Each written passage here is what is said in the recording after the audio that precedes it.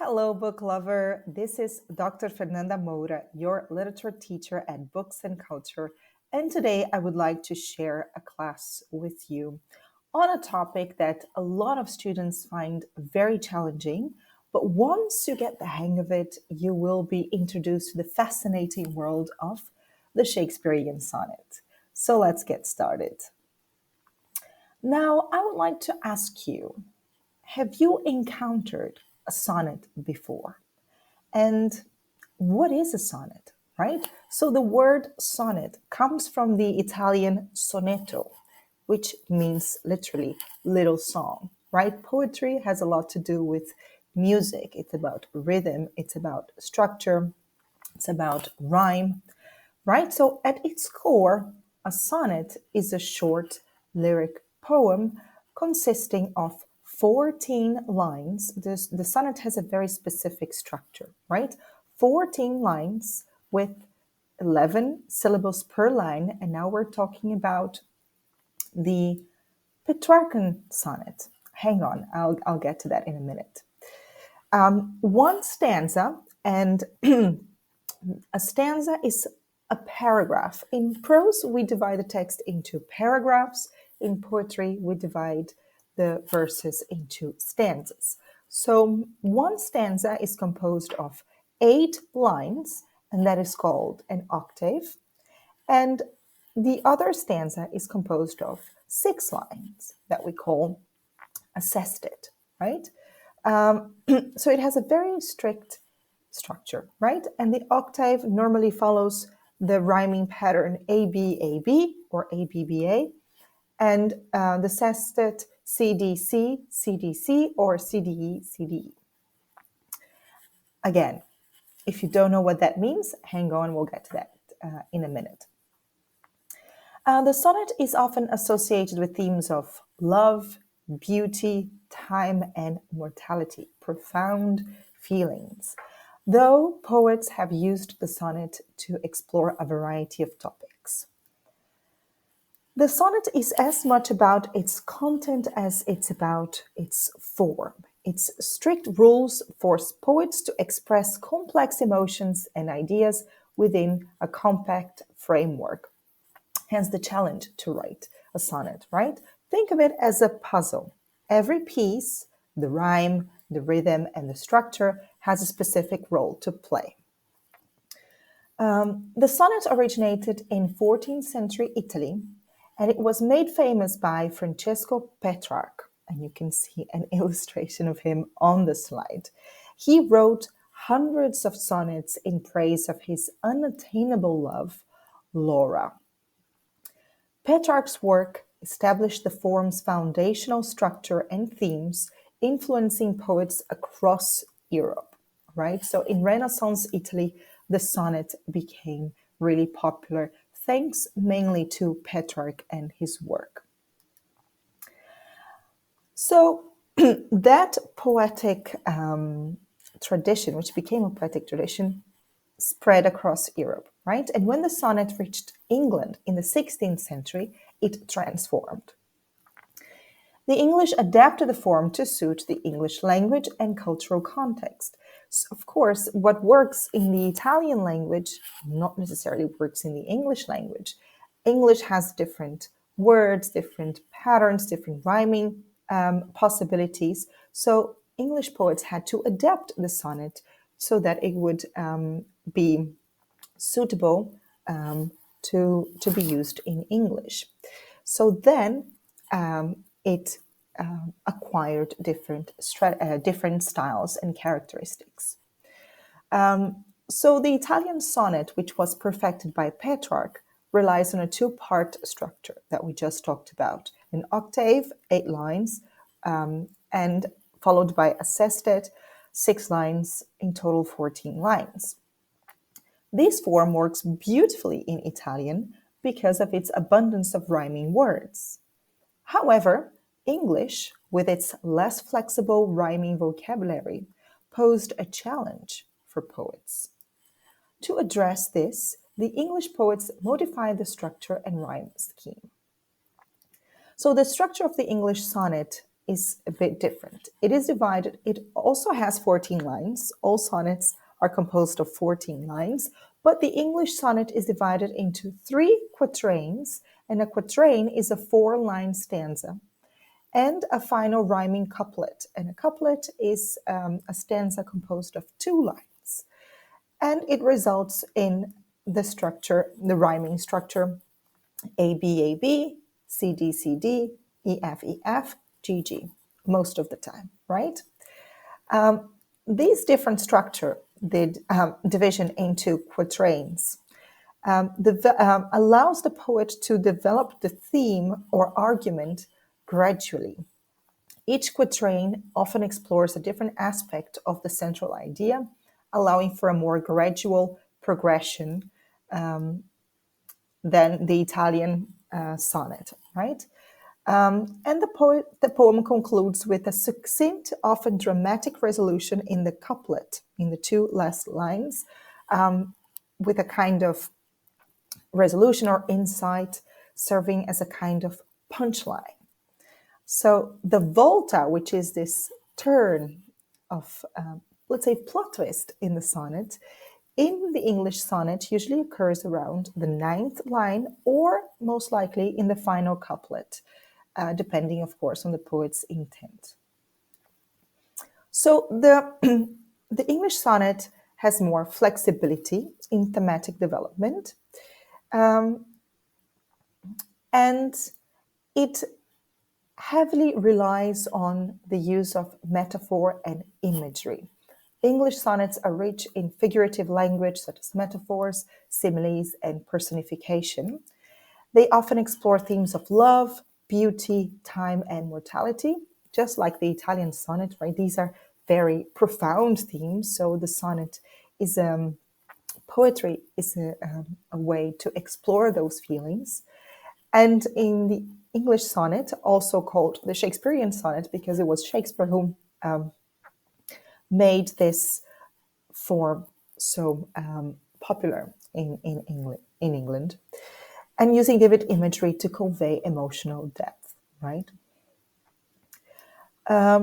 So if we compare the 2 types of sonnets, the Petrarchan Italian sonnet and the Shakespearean English sonnet, I have put together the main characteristics. We have just talked about them. So if you want to take notes and if you prefer to see things in a more structured way, you can very easily visualize the differences here on this slide. Now, Shakespeare wrote 154 sonnets in total, of which there are records, of course. And given the frequency of admiring allusions to Shakespeare's sonnets at the time when he lived, and given the demand for printed copies, Shakespeare became famous as a poet before he became actually known as a playwright. As sonnets, Shakespeare's main concern is love, but they also reflect upon other themes, and I have put together a list here of themes that are explored by Shakespeare in his sonnets. Love, mortality, time. His sonnets about time and are just fascinating, you'll see. Change, aging, lust, absence, infidelity, endurance, beauty and its transience, truth and delusion, dynamics of desire, and the gap between the ideal and reality in love. The classical theme, right? The collection of Shakespeare sonnets was first published in 1609. It is probable that Shakespeare began composing the sonnets soon after writing the long poem Venus and Adonis, the most popular long poem in Elizabethan England. Beautiful, very well written. And that was around 1593, 1594, when the theaters were closed due to the plague. So the theaters were closed, couldn't go to plays, he couldn't write plays, so he turned, and many others, turned to poetry. And in this period of his life, Shakespeare composed a lot of poems. Some of his sonnets are interweaved into Romeo and Juliet, the play, and also the play Love's Labour's Lost. plays that he wrote soon after the theaters reopened in 1594. So he still had this very poetic mindset going on by the time the theaters reopened in 1594. Some sonnets circulated in manuscript form by 1598, but the collection, Shakespeare Sonnets, was published in 1609. And it is not known if it was an authorized publication or if the order of the sonnets was purposeful. We'll take a look at how the sonnets are organized. It is not clear if there was indeed the purpose to order them that way or not. But there are sonnets that are clearly linked together. They clearly belong together, and some allude to one another or enact variations on a similar theme. So there are 154 in total. The first 126 sonnets appear to be written to a man or a succession of men. And this man is younger than the lyrical voice. The lyrical voice is the I in poetry. In prose, the I is the narrator, right? In poetry, the I is the lyrical voice. And we have to make a distinction between the lyrical voice and the author. So the I in the poems that Shakespeare wrote are not necessarily Shakespeare himself, right? But this man that the lyrical voice addresses in the first 126 poems and sonnets is younger and of a higher rank. So these sonnets are normally called or referred to as the fair youth sonnets. The first, so his beauty is described in many sonnets, and the first 17 sonnets are mainly about the duty of the beautiful to reproduce. We're going to talk about Sonnet One. We're going to dig deep into Sonnet One. We'll talk about that theme in a bit. Another theme is the idea that the poet's pen will enable the youth to escape time and death. The physical, the mortal body of the fair youth will die, but the verses that the poet writes about him will linger on, will live forever, live on in poetry. So the eternal life in art and the ephemeral mortality of the physical body. The ephemeral life of the physical body, right? There is also allusion to a love triangle, the youth as having an affair with the poet's mistress, and eventually the poet is dismissed by the fair youth, who takes another poet who apparently has been taught by the spirits to write above mortal talent under his patronage. So it kind of follows this plot line. It's not really a plot line, but eventually the fair youth dismisses the poet, the lyrical I in Shakespeare sonnets, and finds and gives patronage to another poet. Sonnet 126, the last to the fair youth, ends 2 lines short of the sonnet 4. So there are 2 blank lines. The couplet is not there. But there is a pair of empty brackets. A lot of meaning in those empty brackets, right? Which could signal some kind of closure or lacuna, right? That is the end of the relationship with the fair youth. Now, sonnets 127 to 152 are to a mysterious dark lady. And it is a different kind of love. The love with the fair youth is a spiritual, higher love. And the love with this mysterious dark lady is earthly, is sexual, and it is inferior. Sometimes her dark beauty is defended against the Elizabethan blonde ideal, right? At others, these sonnets are filled with self-abnegation, debasement of oneself, misogyny, deception between lovers, and disgust at the ways the body rules the spirit. So it's an animal love, not an intellectual love like to the fair youth. And the poet despairs at how this animal instinct takes over and he cannot control his body or his spirit, how the body controls the spirit. And this mysterious lady is accused of infidelity with a man right fair, which could be the youth from the early sonnets. And this woman is elusive, often tyrannous, and causes the speaker great pain and shame. Very different types of love. And the last two sonnets, 153 and 154, they are imitations of a Greek epigram about the fire of love being quenched in a cool well. There is an allusion to the Elizabethan custom of taking mercury baths as a cure for syphilis. So there is an implicit suggestion that the poet had been sexually infected by the Dark Lady. So there is this association of homoerotic attraction with spirituality, a higher type of love, and heterosexual desire with consummation and disgust.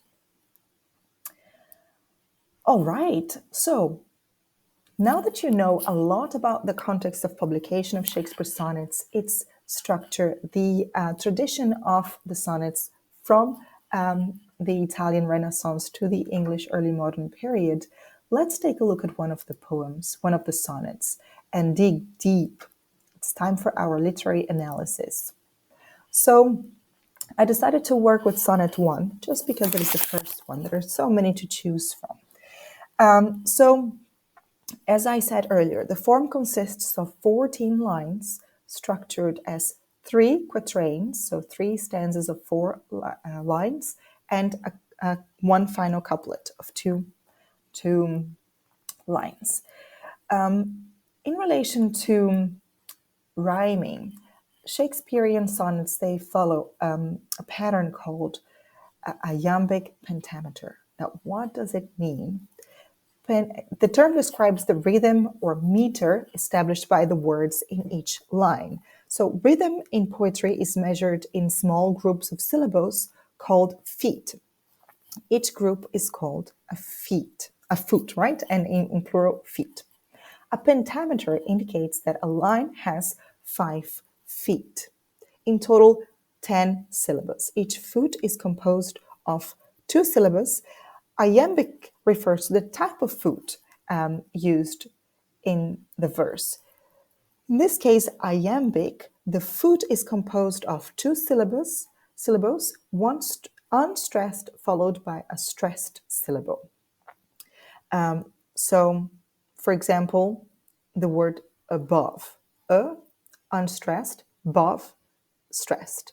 This combination of one unstressed and one stressed syllable makes one iambic foot. And 5 iambic feet make an iambic pentameter.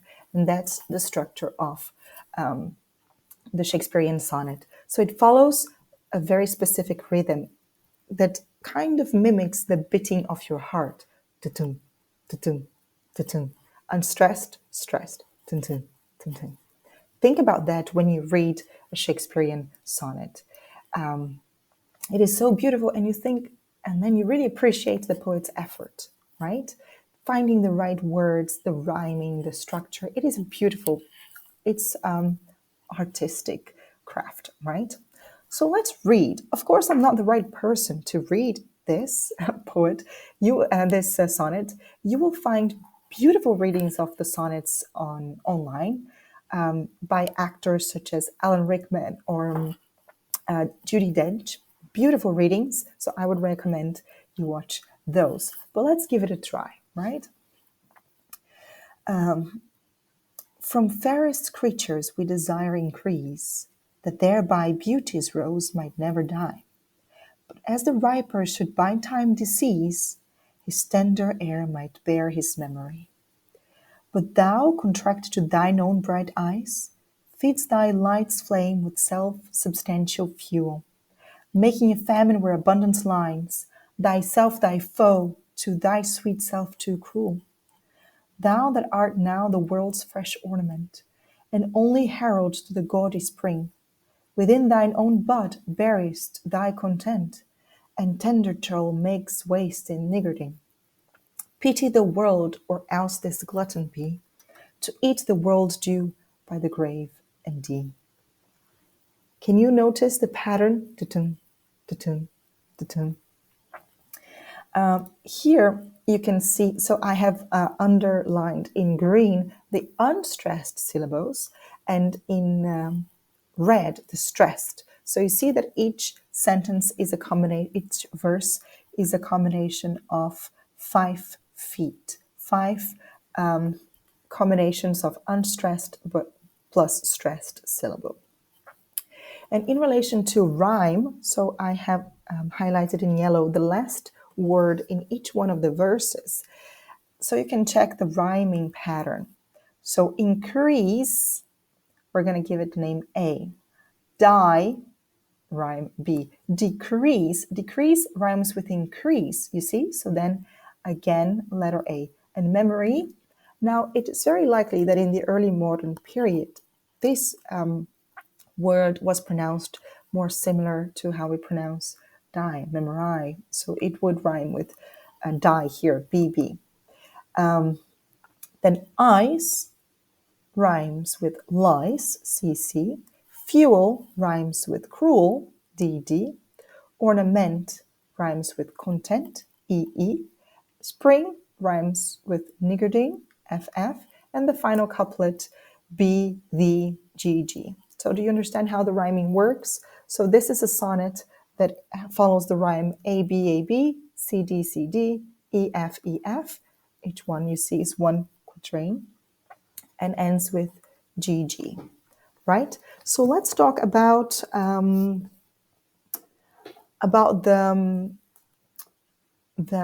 content. So for that, I need my book. Let me get it.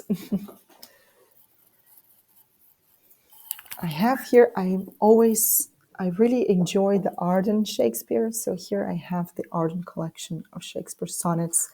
So let's, now you've understood the structure, the rhyming pattern, you can appreciate it. But what is this sonnet about, right?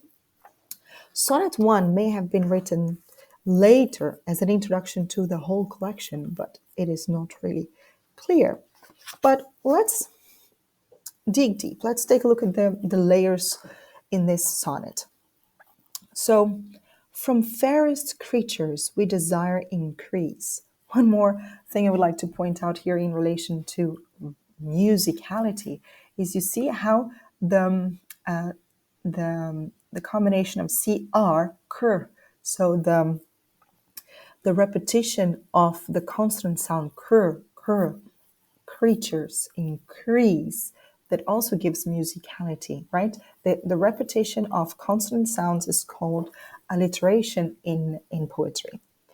So from fairest creatures, we desire increase. So we want more of beautiful creatures, right?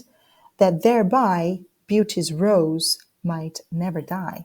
Because if there are more beautiful people, beauty's rose, beauty will never die, right? But as the riper should by time decease, riper, so beauty's rose is young, youth, right? But when this rose is riper, older, it will in time disease, die. His tender air might bear his memory.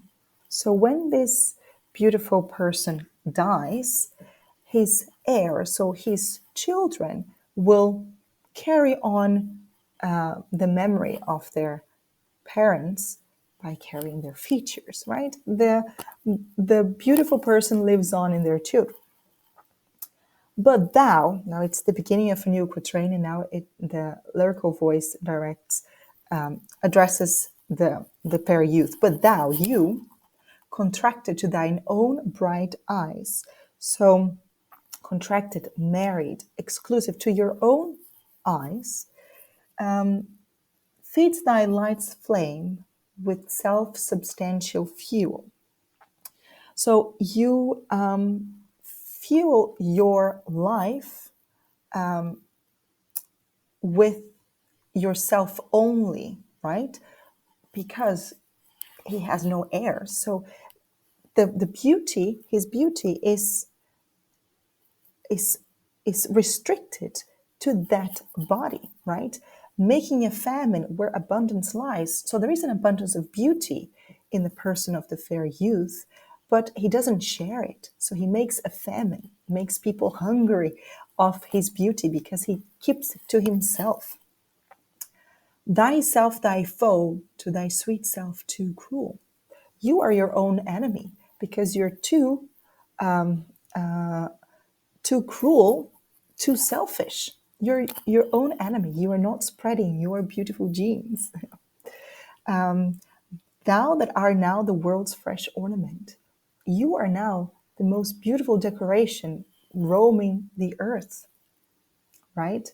But you are your own enemy. And only herald to the gaudy spring. So you only pay attention to the gaudy, the extravagantly bright or showy spring, the young people, right? Within thine own bud buries thy content. Now, bud refers back to the imagery of the rose, right? The bud, the rosebud, right? In your own bud, you bury your good looks, right? And tender troll. And troll is a word that means a mean-spirited person of a low status. So the lyrical voice calls a fair youth a tender, a sweet, rude, because and tender troll makes waste in niggarding. Niggarding means being stingy, so saving himself. So he's he's wasting his good looks because he's being so stingy. He doesn't want to share. And then the lyrical voice ends with the couplet, pity the world or else this glutton be. So pity us, pity me who will be forsaken of your beauty. Or be this glutton, be this person to eat the world's due by the grave and D. So be this person this selfish person that will eat up the world's beauty and die with it. So is it clear now the content of the sonnet? So it is part of those early sonnets in which the lyrical voice asks or tries to convince the fair youth of his duty to reproduce so that his beauty could be passed on. In other sonnets, he will write something like, well, if your genes will die with you, at least I, the poet, will write about your beauty so then it can live on in art. So what is the argument of this sonnet? The argument is the main idea. So the idea is that the young man keeps his beauty to himself, condemning his beauty to die with him by not procreating. And the poet, the lyrical voice, is really laments this decision, right? So here is Shakespeare's Sonnet number 1. I hope you've enjoyed this short class on the Shakespearean Sonnet. Don't forget to subscribe to the YouTube channel of Books and Culture and to check out the website booksandculture.club to see what other literary courses, workshops, adventures I have to offer you. So don't forget to like it, share, leave a comment, and I hope to see you in another literature class.